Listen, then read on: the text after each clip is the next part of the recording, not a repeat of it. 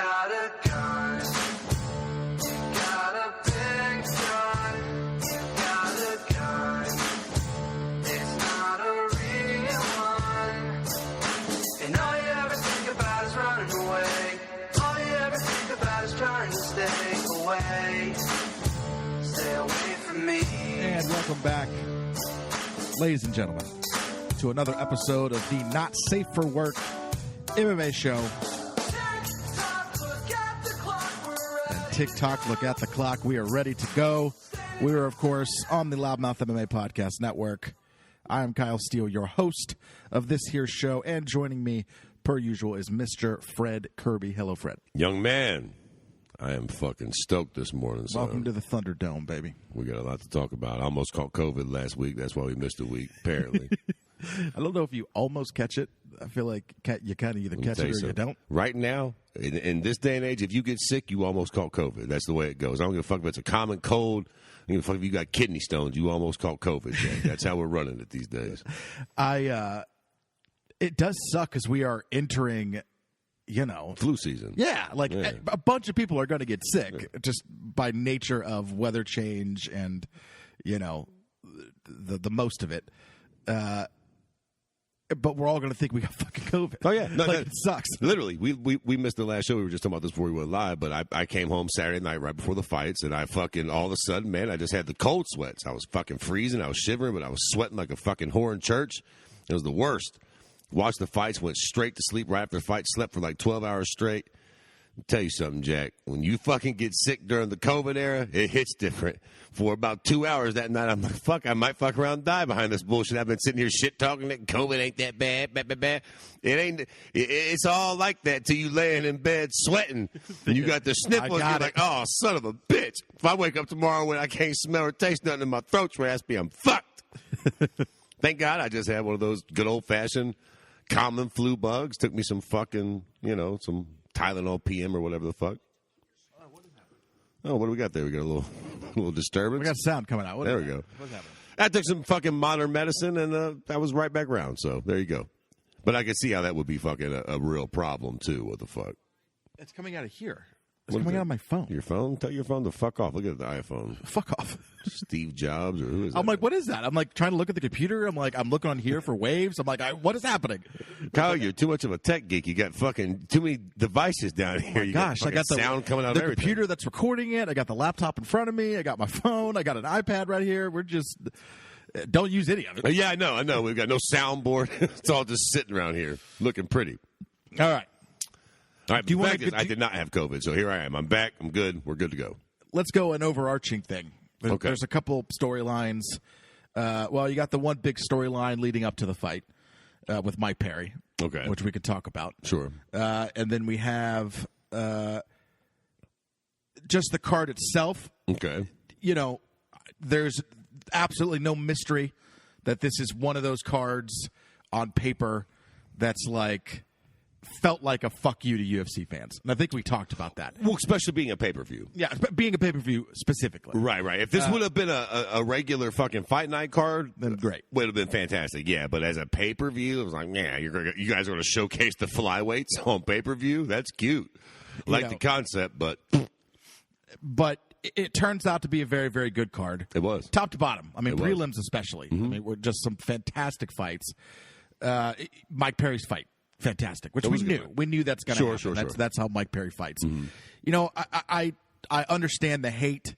I also completely understand getting him out of there, which we'll talk about that, kind of what. Sure. Who on here needs to probably go at this point. There's two people that stick out to me for sure. Okay. That need to go and either retire.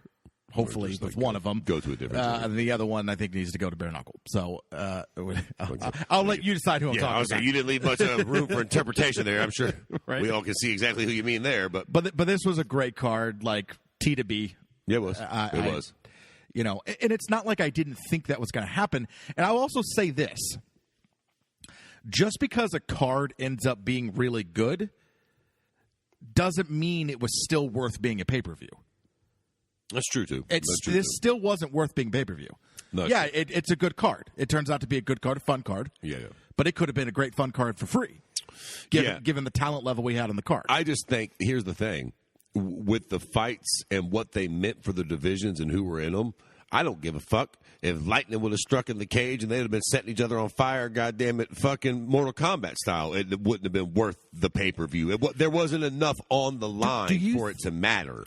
Now, the argument for a pay-per-view. The argument I imagine the UFC has is we're trying to promote these fights. We want the flyweight divisions, both male and female, to grow. Okay. And their model has been, right, if you want someone to grow, what do you do with them? You put them on a pay-per-view, right? That's the idea. You got a hot fighter, you got a hot fight, whatever it is, you throw it on a pay-per-view, right? I disagree. The idea, I'm saying this is what the UFC. Okay. Yeah, I'm not saying I agree with this. But Right. I'm saying that's the UFC mentality. Well, is maybe the bigger fighters go on pay-per-views. Well, okay, yes, and sure, it's sure. and the idea is, one, they're worth paying for, and if you could pay for them one time, you'll pay for them again. Okay, right. right. So you're using the pay-per-view model as a way to grow fighters and to grow names and to grow brands. Sure. So in their minds, they're going, okay, we have the male flyweight, female flyweight. We want those divisions to grow, so we'll put them on a pay-per-view. Like, I think that's the mentality. I just don't think it works that way. Right. You know, and I think that's where I'm struggling. And I'm wondering, do you think that old Figgy and Shevchenko being on a pay-per-view, do you think that helped them more than if you had this same card not as a pay-per-view on ESPN Plus? Like, do you think they get paid a little bit more money because of it, which is good, right? We want that. But, like, do you think name-wise, brand-wise, do you think it helped them to be in a pay-per-view? You want me to keep it a beam with you? Obviously. Always. I don't think none of this shit matters. I mean, look, allegedly, right? Allegedly. I didn't pay for that fight last night. Allegedly. It was a stream. And allegedly, this is Brendan Schaub talking this, but allegedly, look, real talk, all bullshit aside, man, they're too easy to stream these days. A lot of us pay for fucking, ESPN Plus because we can. A whole bunch more you motherfuckers on MMA Twitter today didn't pay for that fight last night. And that's just a fact. But here's the deal, right? The reason you didn't pay for that fight last night or that card is because there wasn't nothing like major on there, right? And you couldn't I know it's COVID now, but you wouldn't invite your friends over. Here's my point. Fuck it. Who cares? You want as many eyeballs as possible on these fights.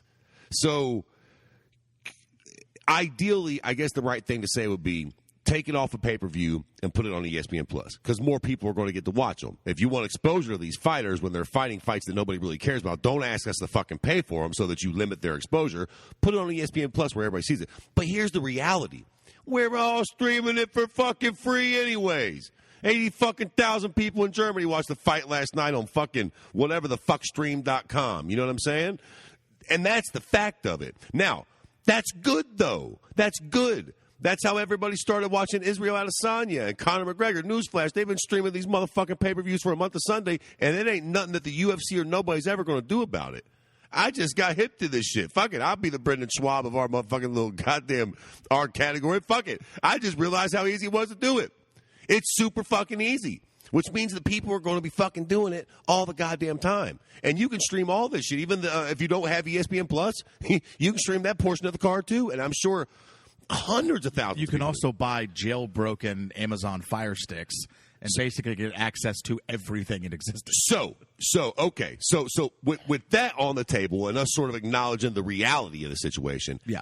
Who actually does pay for these pay-per-views? Now, there's going to be a few random shitbirds that got the money that are just me, right. That just, I pay for them. That just right. But I'm saying when you have a big pay-per-view, like a me, for instance, what pay-per-views does Daddy Fred pay for? I'll go ahead and put myself on top. Like, suck my dick. This is all allegedly anyway. Allegedly, right? Allegedly. This is lies. But what pay-per-views would I pay for? I pay for the big ones. Okay, because.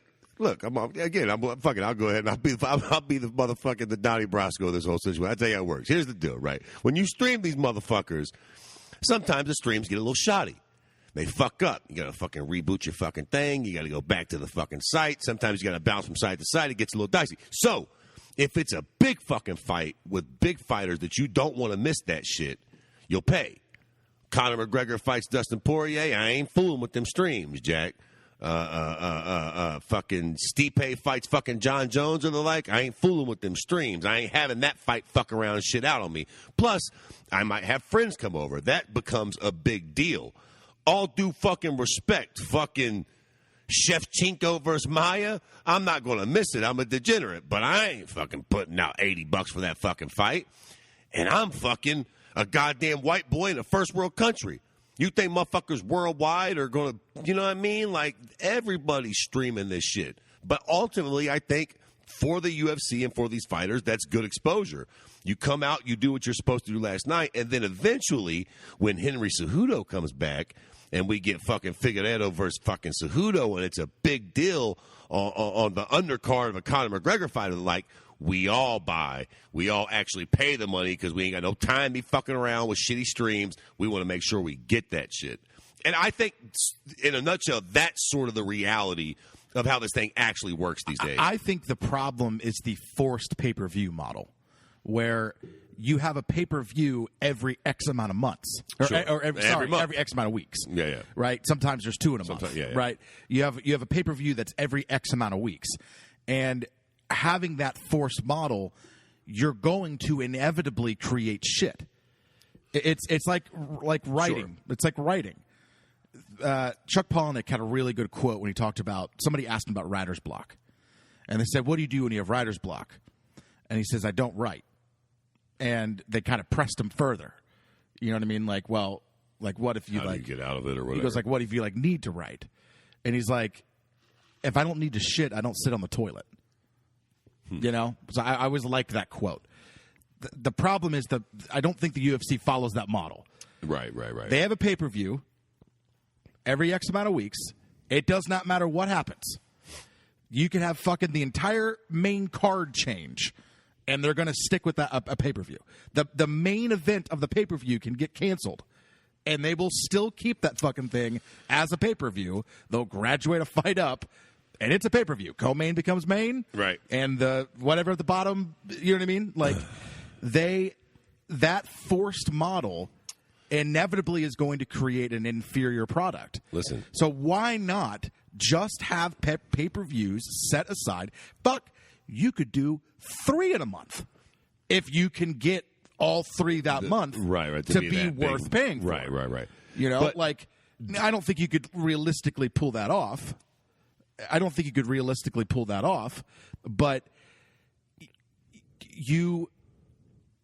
there has to be some type of standards of what creates a pay-per-view. But realistically, dude, now listen, I'm about to blow your fucking mind here, but do you know why they do that? Because of shitbirds like you who buy these shitty pay-per-views. No, seriously. I know. I think if they did one of these pay-per-views, like, okay, let's have a little fun here. How many pay-per-views do you think this sold last night? Now, we know it didn't do many, but, like, how many do you think it sold? Oh, boy, I don't even know what. To be honest, the reason why I'm not going to give an answer. Because you don't even know what the like mood is for like COVID. Well, I haven't been keeping track of it, so I don't know what COVID has done to affect the numbers. I really have no idea. I would say 100,000, maybe. That was going to kind of be my guess, under, but that's a pretty fucking tiny number for UFC pay-per-views. You know, at this point in the fucking game, maybe even 60, 75 fucking thousand. There's no way this did as well as any other pay-per-view we've had. I mean, God, this has got to be the lowest. Yeah, for sure. Or close to it. So, like, that number only goes so low before they're like, fuck it, let's just put it on ESPN Plus, cut our losses, blase. Because, listen, you can still sell 100,000 pay-per-views at fucking $70 a whop. I'm not that great at math, but that's a little bit of coin that comes in. $700,000. Yeah, there you go. I mean, if they're still able to turn a little, they're probably going to just be like, well, fuck it, let's make our mill.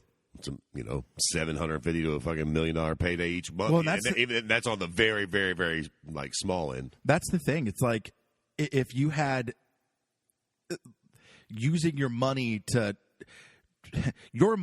can enact an insane amount of change. Oh yeah. Here's the thing. Do you want to plummet gas prices? Get everybody. Let's just say America. Get everybody in America to go an entire day without buying gasoline. Sure. If everybody in America went an entire day and didn't buy gasoline, gas prices would absolutely plummet. It's how it works. Listen, we just seen that during the pandemic. When the shit hit the fan, everybody stopped buying gas. It's like, yo, we got it for 99 cents a barrel. Oh, all of a sudden, gas got real cheap real quick around this motherfucker when wasn't nobody buying it, Jack. If you had people that, if you could get every UFC fan to just band together and go, we're not buying this, right? And the pay-per-view sells zero, yeah, you right. know what I mean? Right? They won't do that. They'll never have a shitty pay-per-view ever again. Yeah, or they'll because they can't afford to make that mistake. Sure. They don't want to lose that promotion. People have an insane amount of power and they don't realize it. Right. Now, absolutely, your buying power matters. The problem is I buy every one of them. Right. That's just that's what I was saying. Yeah. I mean, listen, and there are definitely tons of, but there are definitely fringe people that will buy most of them. Me. That this is not one, right? Me. Real talk. Like, again, all bullshit and hyperbole aside, like, well, fucking alleged or not. You'll buy most of them. Yeah, I buy most of them. And, like I said, if it's a good Masvidal, if there's a fucking fight that I can't miss and I ain't got no time to be fooling around, I'll buy the cocksucker. But with this one, hey, listen, man, you seen what happened in the Shevchenko fight. I thought we all thought that would happen. I thought maybe if I got really unlucky and I had to do the old reboot during the finish, they'd show the finish towards the end of the card or something. Like, worried about it. I'm going to get there. But, like, if it's one of those fights where I'll freak out if I miss it live, John Jones, fucking Connor, Jorge, some sort of thing like that, I'm fucking paying for the event. Let's talk about Mike Perry. Okay. Can I say the last tweet before he goes on the rant during his weight, not a rant, but before he starts posting about his weight cut? Oh yeah. I want to read the tweet leading up to that. Okay. Because it's my favorite. It's so Mike Perry. He tags Brandon Moreno. That's interesting. Okay. And he says, everybody loved the pussy, bro. So that's the tweet leading up to him talking about weight cutting. I just love that. That's so Mike Perry. He's getting ready to go. He's getting ready to unload about weight cutting, and that's the tweet that leads up to it. I just love that. It's very Mike Perry. Strange. All right. So the next tweet is, I'm sorry, man. I don't think I can make it. Oh, yeah. Okay. The next tweet is, I've always talked trash during weight cuts so that I couldn't make it. I could say I told y'all I wasn't sure. Maybe I've outgrown this. I did try to ask for a fight at 185, but maybe I just don't have it anymore. I'm so thankful to all the kind people at the UFC. The next tweet. Can't believe I've been here this long. Maybe I should just lay the gloves down. I don't want it. I'm just in over my head with this weight. I was just 189 and now I'm 177 and I can't sweat. I ran with a nice sauna suit, got in the portable sauna for 15 minutes, nothing. And then the next one is so easy for people to sit there and say shit, but I swear I feel like anyone saying I'm weak for this doesn't cut weight. It's death to me. I'm dying already and have 6 more pounds to go. I know it doesn't sound like a lot, but it's harder than the first 14. He then goes on to miss weight by, what was it, 5 pounds? I see no lies as far as all that goes. I think the problem is he was also posting pictures of him fucking eating Oreo McFlurries and fucking cheeseburgers like a couple weeks ago. Which is what he always does, right? And it's just usually he's fine. Well, right. So it's, look, Mike Perry. Yeah, he weighed in at 175.5, so he was 4.5 pounds over. I mean, look, dude, I ain't never cut weight for a fight, but goddamn it, I've been watching the fight game long enough to know that it sucks. I've seen everybody in the world complain about this thing. It's just I don't know what he expects us to say, even as fans. I will never understand the mentality of people going, you don't understand how hard this is. Yeah, it's not our fucking job. Right. This is your job. Right. This is your 9 to 5. Right.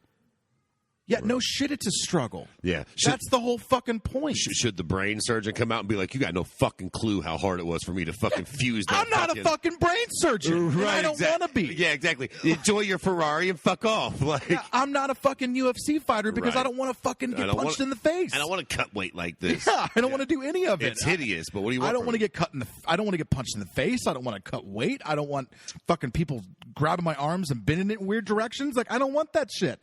I have no desire for that to happen to me, so I don't do it.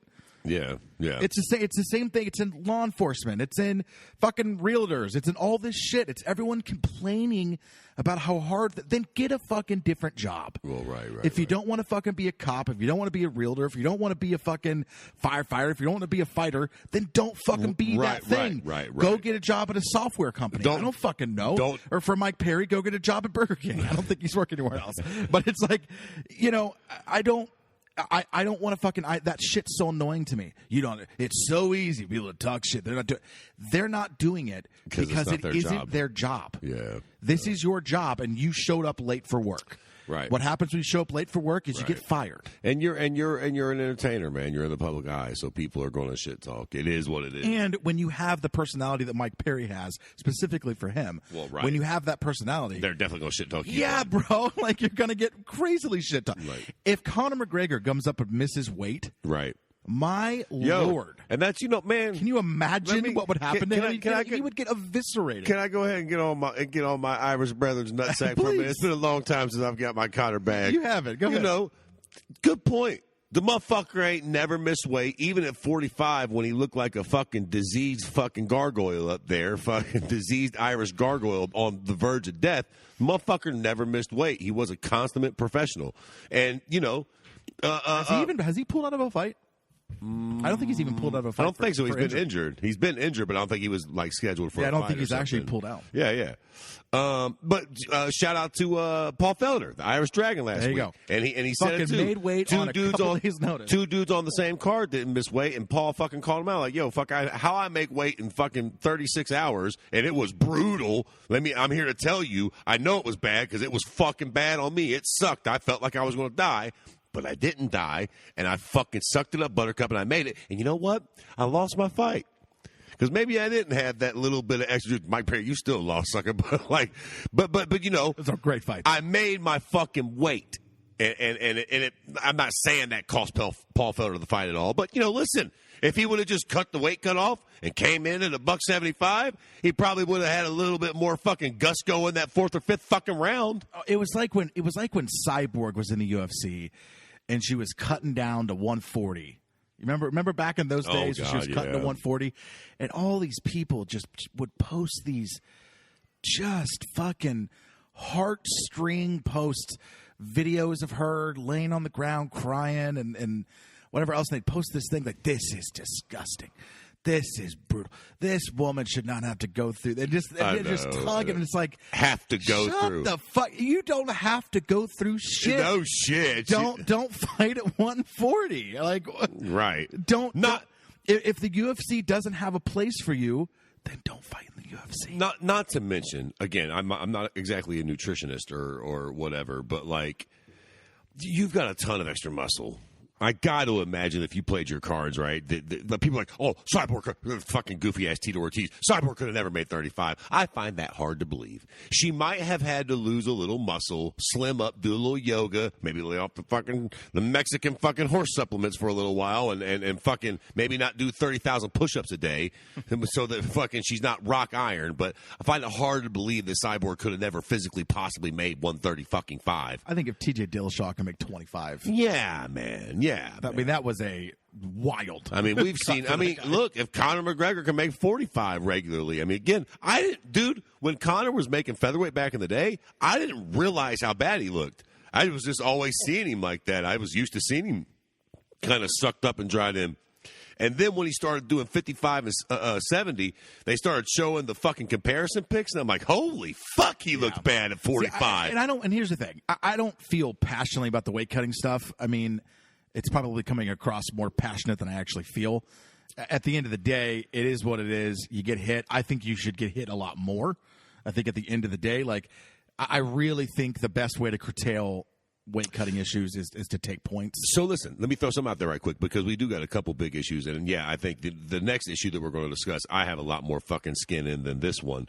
But I seen John Anik posted something on Twitter about missed weight cuts, and I thought it was interesting.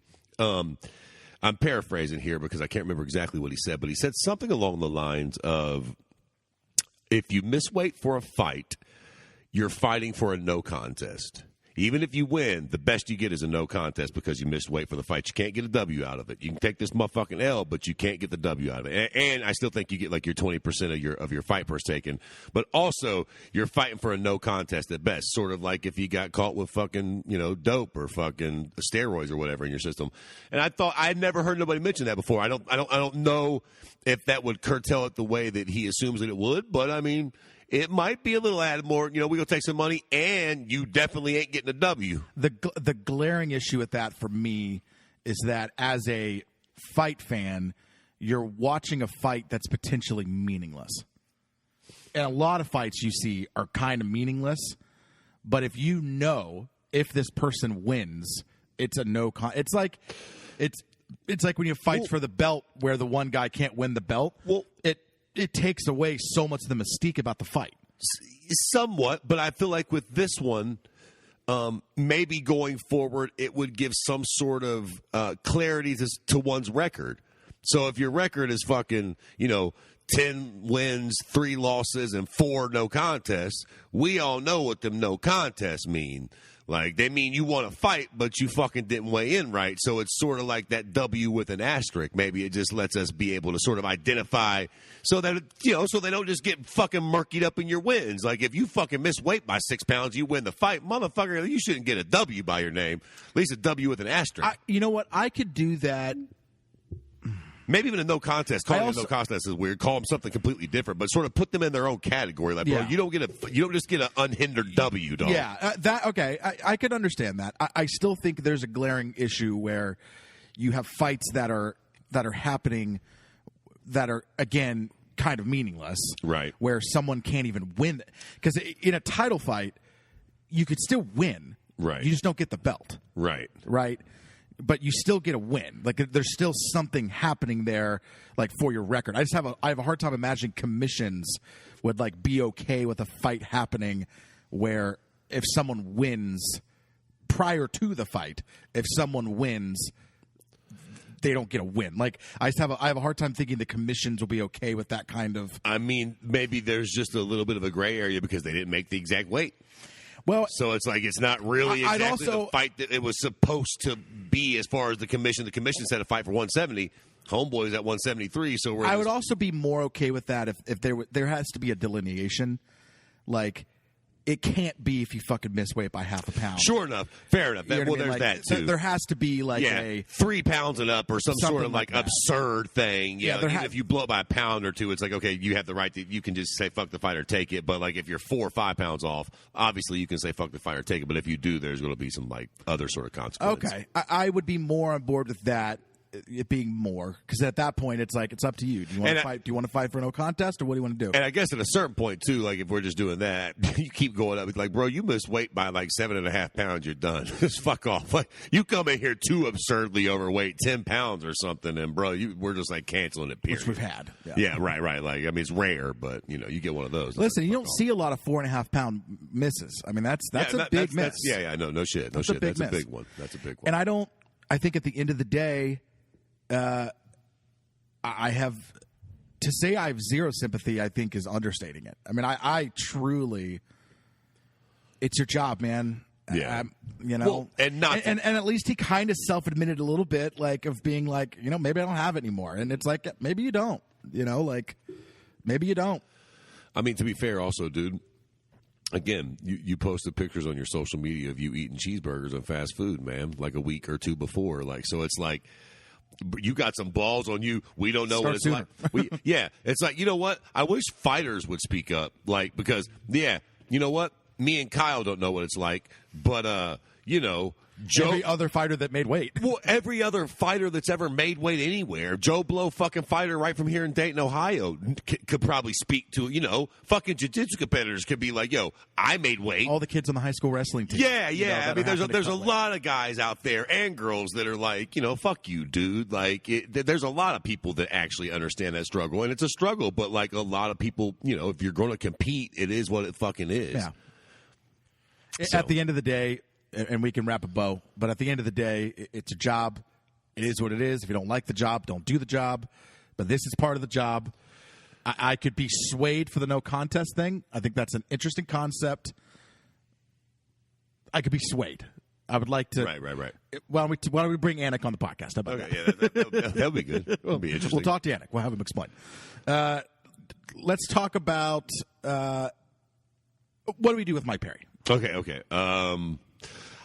At this point, I'm ready to cut ties with Mike Perry Agreed. from the UFC. And listen, I don't necessarily hate Mike Perry. It's just like he's one of the. Listen, here you want to. I mean, listen, I just want to apologize here because I mean we're really gonna take a shit on Mike Perry, and someone who's very close to the podcast.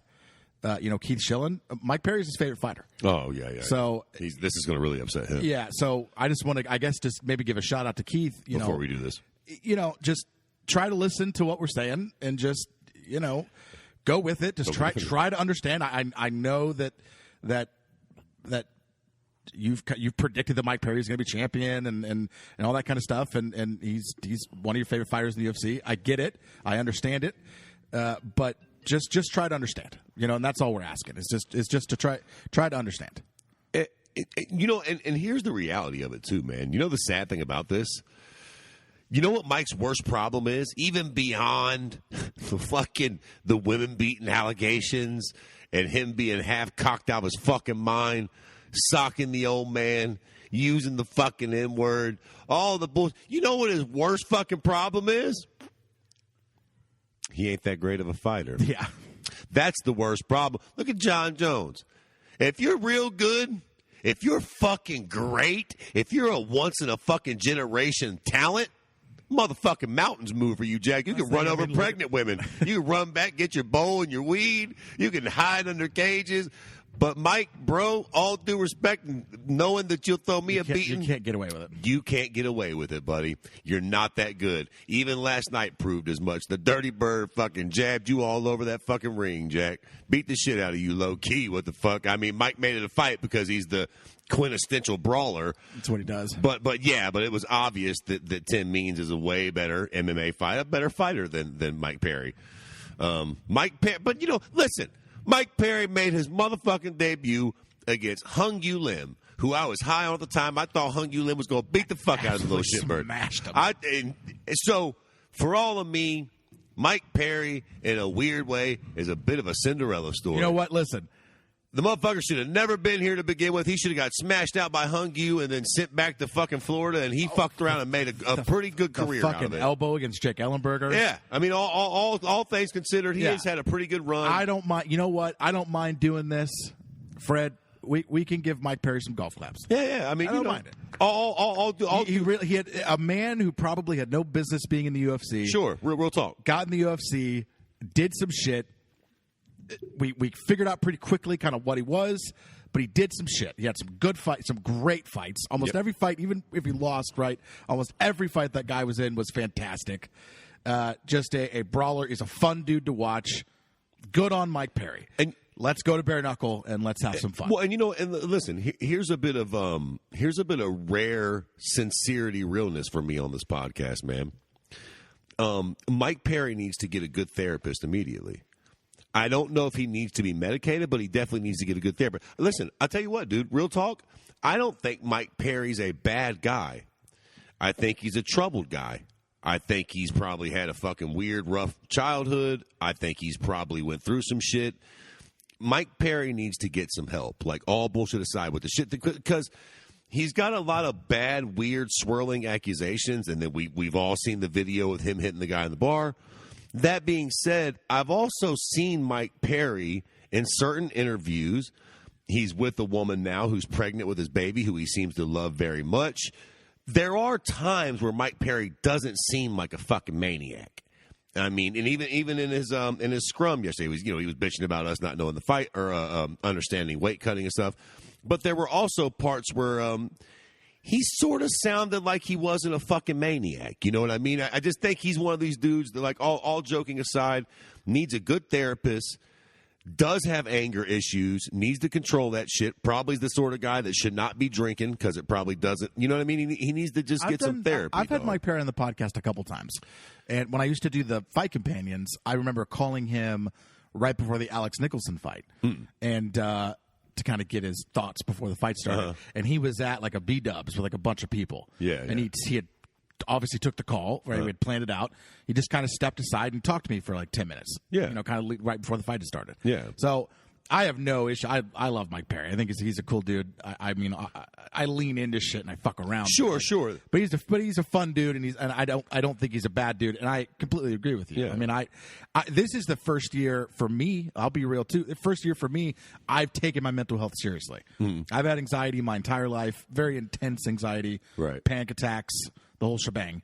And this is the first year I've gone on medication. And actually tried to get on earlier it. in the year, I got on a beta blocker to kind of bring my heart rate down and to bring my blood pressure down. And then recently got on Lexapro, which is basically like a serotonin releaser. And then kind of next up for me is getting on a mood stabilizer.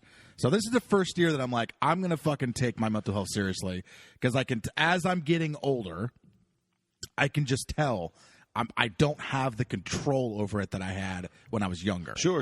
When I was younger, I could control a lot more. I could put it into boxes more. Sure. As I'm getting older, it's added up. You know, I've had crippling anxiety for fucking 15 years.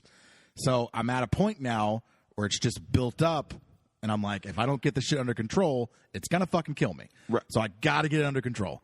So just as you get older, and Mike Perry's probably 30 or so. Oh, yeah. You know, I'm 31. Right. So as you get older, this Absolutely. shit becomes harder and harder to control, and then eventually you're fucking homeless on the street, muttering to yourself. Sure. That's next stop, you know? And again, in the idea of realness, make no mistake about it, this isn't the Mike Perry sympathizer hour. He's 29. He's 29. It's just like, listen, do we want to see this man spiral And out listen, of control?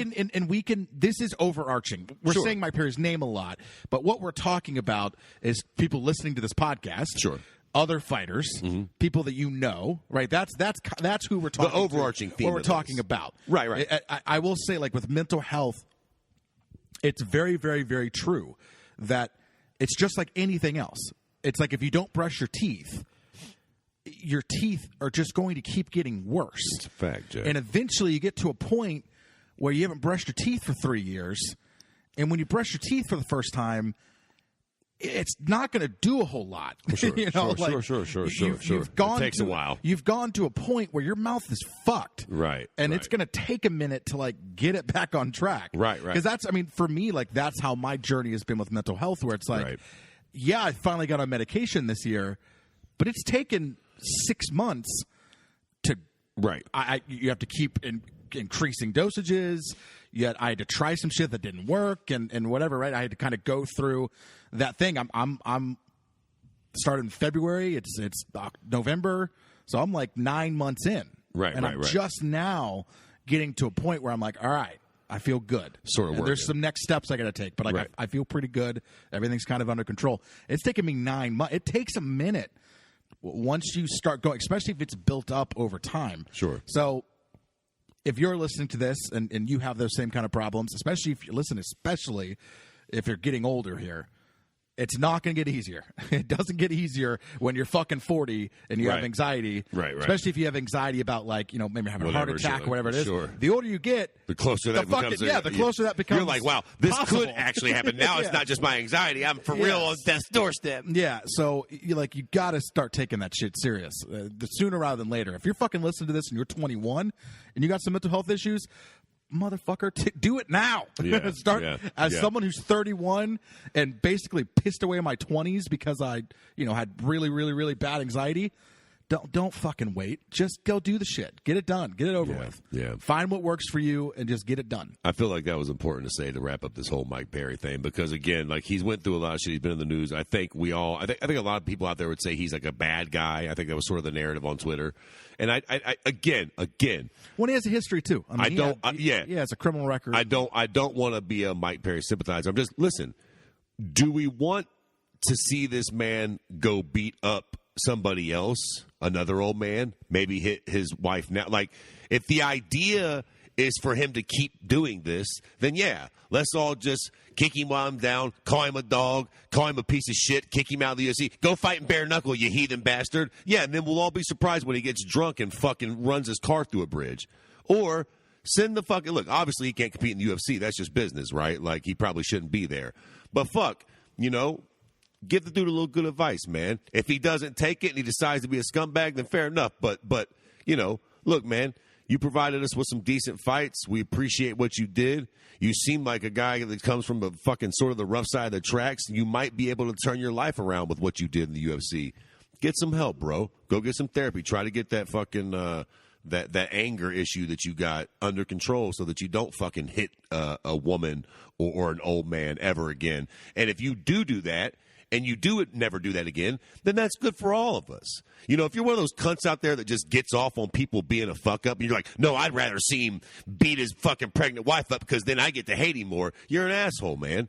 You know, wish the dude the best. Hopefully he never fucking puts his hand on a woman again. That'd be the best thing for all of us, you know? So agreed.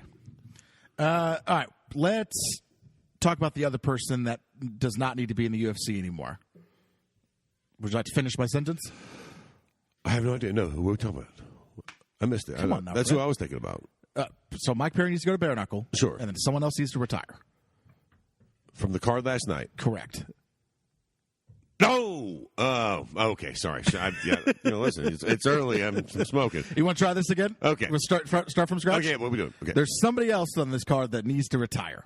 Okay. Fred, you want to finish my sentence? Shogun? Thank you. It's time to go, baby. It's time to go. Tap to strikes. Yeah, okay, listen. Also, I hate to be the guy to point this out, but, I mean, you know, Shogun did tap the strikes a month of Sundays ago when old John was throwing him in the beating. So I think to say that Shogun's been past his fucking expiration date for a long time now is an understatement. But, listen, tap into John Jones due to strikes, a 22-year-old John Jones who was probably fucking coked out of his fucking brains. Like, yeah, you're tapping to that, son. That's one of the fucking most fierce warriors that's ever walked the planet. Yeah. All due respect to the fucking Bear Jew. Bro, when you're tapping to fucking, you know, again, all due respect to Paul Craig, but, bro, it is, real talk, it's been a little... It's kind of sad watching these legends go out there. We saw Anderson get, you know, fucking snuffed out by Uriah Hall. As much as I enjoy Uriah Hall, I feel like we all know how that fight goes. And I think I've said this on this podcast before. I've been saying it for a while now. I hate seeing these fights where somebody gets beaten by somebody that if this fight was equal and both of these men were in their prime, like we know the only reason, let alone beat him, the only reason that fight is competitive is because Shogun is old and shop-worn. If the Shogun that fought Rampage Jackson in Pride would have showed up to that cage last night, he would have beat the goddamn dog shit out of fucking Paul Craig. Like that's no knock on Paul Craig. We're talking about one of the greatest motherfucking fighters from the Vale Tudo gyms in Brazil that's ever existed. Prime Shogun, again, fucking destroyed a Prime Rampage. Like, Prime Shogun was on another level. So to see him get beat by this dude, it's just like, why are we doing this? What does that win mean for Paul Craig? He's a legend. Yeah, bro, but, like, you beat the shell of the legend. Same thing with Uriah Hall. I like Uriah. You fucking beat the Anderson Silva that need fucking Rich Franklin nose off his face shows up to fight Uriah Hall. Or the Anderson Silva that made fucking Forrest Griffin look like he was in the Matrix. That Anderson shows up and he plays with Uriah Hall. He destroys Uriah Hall. So it's like, these fights rub me all kinds of wrong, man. It's like, yeah, you won, but the same guy that you just beat, we all know. Yeah, the same guy that you just beat, if you'd have caught them 10 years ago, they would have beat the dog shit out of you. That'd be like, I've been terrified of my old man my whole life. He's fucking like 67 now. He's got a bad heart. Pretty sure if we got in a tussle, I'd beat the fuck out of him. What's that matter, though? There was a time where that man would have threw me down the stairs and choked the life out of me with one pinky. Yeah. Like, just because I can kick his ass now, for fuck's sakes, I beat my daddy up. It'd be a lot different if I tried that stunt at 16 when he was 35 and in his prime. He'd Right. beat me relentlessly. What the fuck? I don't get credit for whipping him now. Right. That's a good analogy. I like that. It's fucking ridiculous. So, yeah, I think he just needs to probably retire. I hate this. You could do some Bellator stuff. Bellator, bro, is like my punching bag. I'm just like, when you wash out in the UFC and you're just a loser, I'm like, yo, go to Bellator. Just hang out. Go to That's why. Do you see Scott Coker was fucking turned his nose up at Anderson a little bit. Like I don't know if we want to be in the Anderson Silva business. Whatever. Oh, please, you better let Anderson in. How dare you act like you're not going to let the fucking goat in? Whatever. Fuck. As if he wouldn't be fucking salivating. He would be visibly salivating. Yeah, that's not what he's publicly saying. If somebody he could just be playing games too, trying to get cheap. Of course. If somebody took a video of Scott Coker, Anderson Silva calling him saying, "I want to come to the UFC," you would literally see drool just dripping down the sides of his mouth. He wouldn't be able to control it. Yeah. You know, it'd be like taking a lie detector test. Like you can't even control the impulses of your body. Like whatever, guy. But yeah, okay. Anyways, yes. Shogun definitely needs to retire. Well, look, if not retire, he's done in the UFC for all me. Yeah. I do think that needs to be sort of a bigger deal here, too, sort of. I think a lot of people kind of need to get cut from the UFC. I think the UFC's roster is a little bloated right now. Like for guys like Mike Perry. Mike Perry's a fun fighter and stuff, but quite frankly, at this point in the game in the UFC, the guys and girls are so fucking talented now. We sort of don't got room for you guys that are just kind of fun. Like, bro, you get 3 or 4 fights, and if we don't see, like, real sort of potential in you, you got to kind of hit the bricks. Maybe you got real potential in this as a year or two. Go win a couple regional belts, but, like, there's no sense in having guys or girls in the UFC that we all sort of know. You know, Sam Alvey. Bro, there's not a nicer guy in MMA than Sam Alvey. But for all of me, I'm not mad if the UFC cuts Sam Alvey tomorrow. He's just not that dude. I mean, I could, bro. How many fucking fighters does the UFC got under contract? Like 550, 580, something like that. We could, if you let Danny Fred get in there, I'll shave that down to about 280 real quick. I mean, there's just a whole bunch of people that are. I'm sure they're all right. They've had a good performance here or there, but at the end of the day, it's like, where's this fucking train going?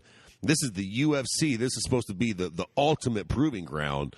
If you're sort of a middle-of-the-tier fighter, that's probably about all you're ever going to be for the most part. And there's X amount of fights I'll give you until you go into that category. Sure. But it's like if you've had 10 fights in the UFC and you haven't moved anywhere. I mean, we could look every card. We can find those fighters. It's like, come on, Ashley Yoder, come on. Where's Ashley Yoder really heading in this fucking division? I mean, I know we need bodies. That was probably a bad example because we need bodies in the women divisions to even make fights happen. And a perfect segue, you had 2 things happen at 25. Obviously, you had the title fights for both female and male at 25. Right. And then you had some kind of contender fights. Sure, at 25. At next up for male, Dana White said it's Brandon Moreno. Has to be. Got a huge win over Brandon Royval. Yep. Kind of made it look easy on some level. Mm-hmm. And I don't know if he's probably a favorite in that fight, but I don't know by how much. I mean, it had to be a relatively close fight. Yeah, it was. And he just dominated, man. And Brandon Moreno, I mean, if you didn't watch that season, I mean, Moreno was, I think, like the last, wasn't he like the 16? I don't remember. I didn't watch I'm trying to remember, but I think he was like the lowest ranked guy, and he just like dominated. Sometimes it'd be like that. So I like Brandon Moreno a lot, and it's good to see him in this position. He's kind of struggled once he got up top, so we'll see what happens here. I think Figgy should be able to take that one pretty easily. But that's a good fight. But it's a good fight. It's a good fight, and I still think that Figueiredo lost to Jared Brooks. I still stand by that. And if you can employ that same game plan, which Moreno would have the ability to do, maybe not the same, but he would have the ability to employ that type of game plan, maybe you can get the win. I don't know what I'm trying to say here because I'm a bit stupid. Okay. But there's something happening. I think you're very smart for it. There's something happening here. Okay. I'm interested in flyweight. Ooh. Now, I don't know how Henry leaving. And maybe it's because fucking Figueiredo's a bit of a striker or something. But then, I mean, to be completely fair, Henry had sort of an exciting style. Like I think it's the shadow of Henry. Maybe because there's now he could come back. But now we're having some good fights without him. We're sort of building some esteem. I wonder if John leaving fucking 205, and now if we get that sort of going, if I'll actually sort of get excited about 205 again, and then John's shadow looms, like if Izzy goes up and fucking wins. God forbid Jan beats Izzy or some shit. I sort of like the idea of these dominant champions maybe just kind of fucking off for a little while because I truly believe that Henry Cejudo will fight again. I just think he's sort of taking some time off, and he's telling us all he's retired, but he's just sort of like taking some time off and getting some breathing room. He'll be coming back. Yeah. But ultimately, I think it's a great idea. Let Figueiredo win the belt, defend it 2 or 3 times and get some decent competition. Because I'm already like I'm sort of like stoked for men flyweight now. Yeah. Like the fight last night was great. The number 1 contender fight was great. I think their fight will be great now. And then, like you said, you got Henry waiting in the wings. I mean, male flyweight's all of a sudden sort of interesting. Yeah. And then at female flyweight, at female flyweight, you had Chookagian versus Cynthia Calvillo. The thing with Caitlin Chookagian, I cannot wrap my mind around. I don't understand what she is. Yeah, I know. It makes no sense to me. She's the female Neil Magny. She just won't lose. I don't get it. It's just like she'll lose the ones, for the most part, that you're like, yeah, there's no way you're winning this. Well, right. And then she wins a lot of the ones where you're like, you probably shouldn't win. Like, this is a fight, to me, on paper, and I know that there was a lot of disagreement on this, but for me, on paper, it's like, this is Cynthia Calvillo's fight to lose here. That's what I thought. And it's just, Chookagian just hangs around. She's she's got that certain, it's because like, it doesn't seem like she's really great at anything. She just sort of like hangs in there. But I guess she does have an extremely good coaching squad too. What is she? She's a fucking. I mean, the problem is she's already lost to Andrade. She's already lost to Shevchenko. So it's like. I mean, but to be fair, those aren't bad losses to have in the fucking division. but she's already lost to them. It's like, where do we put her? And to Shevchenko, she lost in the 3rd round, and to Andrade, she lost in the fucking 1st round. It's like, what do you do with them? Definitive losses. You know what I mean? She beat Jennifer Maia. She just beat Cynthia Calvillo, which is huge for me. She beat Antonia Shevchenko, but whatever. She got a big one last night, but that doesn't mean a whole lot to me. But her wins are also decent. It's just not. I mean, this is just complete fantasy matchmaking. But you know who I wouldn't mind watching fucking old Chookagian fight? Oh, Wei Li Zhang. Move her up and let her fight Chookagian. I need to see fucking Chookagian take a beating, Jack. It's enough with her. I don't understand what she is. I can't really wrap my mind around it. She's good for her. I'm not. She's good, man. She's good. She's a good fighter. She's one of those. She was a plus 205 underdog. Yeah, she's one of those fighters that obviously like doesn't sort of stand out. She doesn't have this sort of great, she doesn't have the Crow Cop kicks or the Damian Maya jiu-jitsu or the standout calling card, but she's a very good fighter, man. At the end of the day, I think that is, especially when you're in a division that's kind of in its infancy, that's really all you need. You need to be you need to be decent everywhere. Yeah. If you're decent everywhere, you can neutralize a lot of threats. Yeah. And you can just kind of eke out decisions, which is basically what she does. Yeah. I mean, we might be minimalizing a little bit there of what she's actually capable of, but yeah, like she finds a way to win. And that's what matters. Yeah. I mean, no doubt. At the end of the day, like, no doubt. Yeah. I mean, that is what matters. Not much to say about we haven't talked about the Shevchenko fight, but there's really not much to say about the Shevchenko Maia fight. I mean, again, there's a breakdown podcast on the network too where they'll get into it. And I mean, for me, that fight, what are you going to do? Shevchenko's the greatest. It is what it is. Yeah. Sort of a pretty much exactly kind of. I thought Shevchenko would do a little better, a little finish her a little easier, or finish her rather. But she still won the fight pretty convincingly. But I think through and through, like. It was a very, very good fight. A very good fight card. Oh, yeah, for sure. I mean, truly was just... It was a great card. I mean, there's no way around it. You had a couple good finishes. A shout out to, what was the guy's name? Joaquin Buckley? Yeah. The guy that landed the crazy kick. Yeah. I was sort of like, I didn't know about it. But the cute cocksucker got another... listen, he didn't land the fucking knockout kick from Mars, but... he got another very impressive knockout. I think it's time, and he, he's got a little beef with James Krause. James Krause was saying after he got that big knockout, James Krause said that because I guess they're from the same part of I don't know, Missouri and Mississippi, whatever the fuck, and I guess he said that Joaquin Buckley had wanted to come train at his gym, but James Krause didn't want him training there because of I don't know, something that he had heard about him. They have a beef. And James Krause was kind of saying it, and I guess after the fight, Joaquin Buckley, like he didn't call James out by name, but he was basically saying, "Shit, I heard that shit you were talking to. We can get after it." Yeah. So I'm here for that. Fuck yeah. 2 big knockout wins. That'll get you a fight with old James Krause. Well, and it's also good for him, man, because he's fought twice. Fuck yeah. Basically in the last month. And got knockouts. And got $100,000 just for those 2 fights. And that's life-changing for him. Fuck yeah, it is.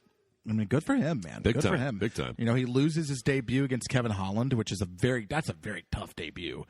You know, going in there against Kevin Holland. No shit. And that was early. That was in August. So he's fought 3 times this year. He got paid for that fight. Right. He lost, but he got paid for it. And then he gets 2 back-to-back $50,000 fights in addition to what he's getting paid. So just this year, the guy's probably easily made just from the UFC $150,000. Oh yeah. You know what I mean? Sure. If Which not is, like more. Life changing.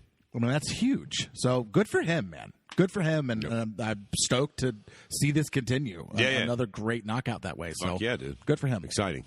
What else do you want to get to on this card? I don't know. In particular, I want to get to judging for a brief moment before we get over but just in general. There was a really bad decision last week. And I don't even give a fuck. I don't want to talk about the decisions or like whatever. I want to talk about just judging overall. Bad decision last week's card. This week, I'm pretty sure the fight was Rodriguez and Dalby was like. You had that crazy boxing thing that happened too. What happened with boxing? Last week, where they reviewed it. Oh yeah. So here's my thing, right? And I tweeted this last night after the Rodriguez-Dalby decision. I knew it. I could see it coming. They were complaining. DC was complaining about it on the broadcast. Twitter fucking went up in flames immediately. Who'd you have winning that fight? And so on and so forth. Here's my thing with that. I get sick and fucking tired of hearing people bitch about the same goddamn thing over and over again. I mean, at this point, boys and girls, we get it. We got incompetent refs and incompetent judges. What in the fuck is the goddamn fucking plan? That's what I want to hear. I don't want to hear, oh, that was a horrible decision. That was a horrible judging. Yeah, we know. Everybody agrees that, fighter A won and fighter B lost. We all.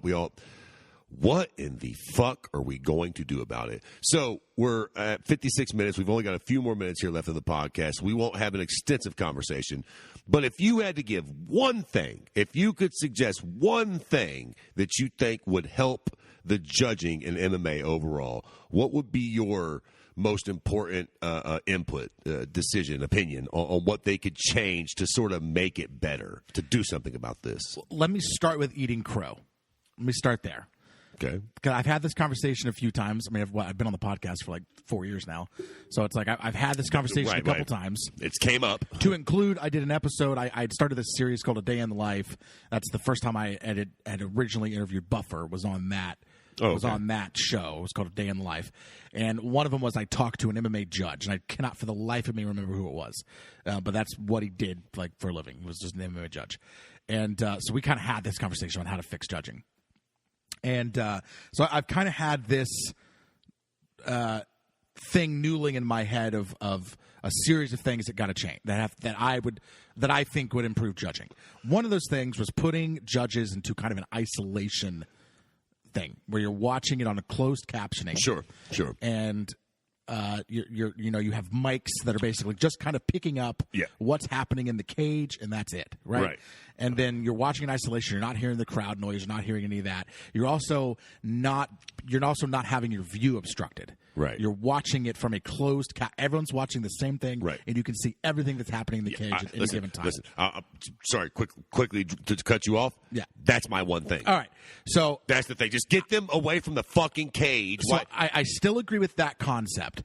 But the one thing I thought would really make a big difference in judging was being in isolation and not being swayed by crowd noise. Right. We haven't had a fucking crowd in forever. But see, I don't think it's crowd noise. I think it's the cage obstruction. Listen, there's a reason why the cocksuckers that are filming the fight for us who are paying for it are standing on those soapboxes filming above. Yeah, what the fuck? Why the fuck? You want to put the fucking judges cage side? Sit them up on perches. Yeah. Above the cage with binoculars, like the goddamn Romans would do it, so they could see directly into the cage. And they're I mean, it's stupid. Their their view is completely obscured by that cage. It's this thing. It's like we're hearkening back to, like, I don't know. We're pretending like we can't change it because it's how we've always done it. Which is fucking stupid, especially in which MMA. Such an easy change. Right. You know, and I've used this example a couple times in the podcast, but like, watch baseball. Watch baseball, which good luck if you can make it through a game. Yeah, no shit. But watch baseball. watch baseball. If you dare. And watch for the camera to cut over to where they're calling someone in the bullpen. Okay? The fucking manager will walk over to the wall. They'll pull a fucking phone that's attached to a cord off the fucking wall, and they'll dial a number. And then somebody in the fucking bullpen will hear a ring, will walk over to the ringing, corded telephone that's on a fucking wall, and will pick it up, and then they'll motion for the guy to fucking whatever. Right. Bro, you could wear a watch that vibrates when it's your time to go into the fucking game. Right. I mean, this is just like, what the fuck are we doing with a corded wall phone? Right. But the problem is, it's just how we've done it. Right. Nobody wants to change So it. nobody wants to change it because it's like this nostalgic thing, or it's like this, I don't know. What the fuck are we doing? So it's the same thing with I think, judging with being ringside. It's just how it's always been done, so nobody's willing to change it for no reason. It's archaic as fuck. Right. When we were initially doing ringside judging, there wasn't even televisions. Yeah. You know what I mean? There was no 1080p. Yeah, I mean, there wasn't anything. There was no slow motion. When this initially started, you know? And it's like, we've now grown to a point where each individual, literally, each judge could be equipped with fucking a VR visor. Right. It could watch the fight in 3D. Right. Without any obstruction. I mean, I'm not saying we do that, but like, that's where we are. There's no reason to continue. 3 different judges can be watching 3 different fights depending on what angle of the cage they're looking at. Right, exactly. And that doesn't make any sense. It doesn't make any sense at all. That's just really stupid. I think that's a big one. I think obviously they need to be in isolated rooms watching or at the same cameras we're very watching. Fuck. Even if you don't even go that route, which you should. You should go there. There's no reason not to. The only caveat against it is that the smaller promotions wouldn't be able to afford to do it. Right. That's fine. The smaller promotions just keep do what you got going. We're talking about the UFC. Right. The UFC should be the standard. Right. I don't give a fuck about everybody else.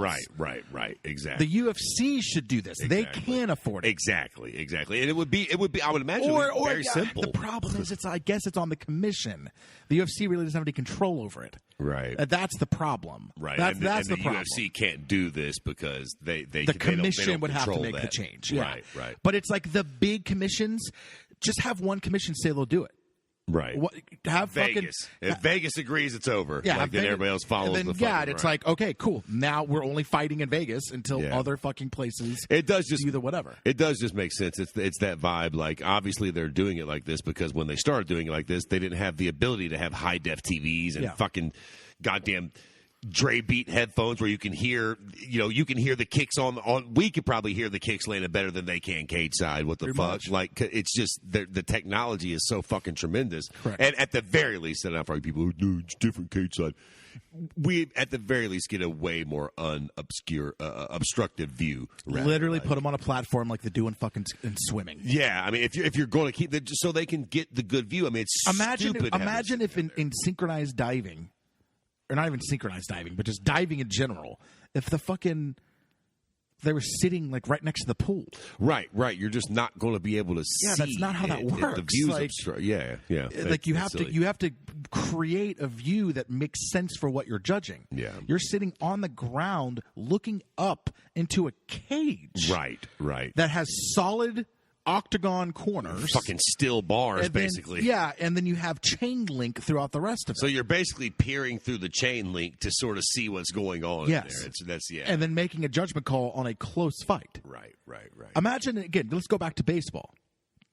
Imagine in baseball if the third base umpire, in big games, you'd have multiple umpires. Right. The third base umpire is the one who makes the calls on first base. Right. And then the first base umpire is the one that makes the calls on third base. Why would you do that? Or the first base umpire is making the calls on first base, but he has a fucking chain link fence wrapped around his face. Right. Exactly. All those close wham bam calls are not going to be right half the fucking time. Right, exactly. So it's the same thing in the UFC. I think we've made. This is no one can even argue against this. Yeah, no, there's no way. There's no argument it's a very against at least unobstructing the view of the judge. And that's what I'm saying. Look, there's a lot of things we could do. There could be better, fucking programs for them to become getting judges, access to metrics. Sure, all that sort of shit. Maybe even real time fucking scoring. Things that I don't necessarily agree with or want or whatever, and I see the problems with it. But there are 50 different solutions that people can put forward. Sure. But this one. It's like, unobstructed views. Come on. Yeah. You can't even argue against it. Yeah. It makes no sense. Put them in a room with a fucking TV the size of that wall, 1080p, fucking Beats fucking headphones. They can hear everything. They can see everything crystal clear. They got their thing. They're seeing everything. And, if there's a low blow and they don't know, what do we get at home? We see that low blow over and over and slow down. And from this angle, if you're a fucking judge, you're like, okay, now that was definitely a low blow. I might have been confused the first time, but now I definitely know that was a low blow for sure. Yeah. There's tons of problems with suggestions we could make about fixing judging. Right. This one is just it's a universal specifically win, at least even the video has issues. Sure. But putting them on a fucking platform to where they can actually see the cage, to me, it's like that is. There is no argument against it. Just an unobstructed view. There's no way that could not help a little at the very least. And we can find ways to do it. Yeah. We can either shorten the cage a little bit and then give the platform, whatever. Sure. We can find ways to make it happen. Sure. But it's the commission. I guess I started saying this as if it's UFC, but as I was saying it, I realized, well, it's really not the UFC. They can't do anything. Right. And that's probably the whole point with the whole thing. That's the reason why there's issues. It's not done yet. The commission has to be the one to do it. Right. All right, cool. Well, that's the end of our show. Thank you for tuning in, my friends, and we'll see you next week. There it is. Boom.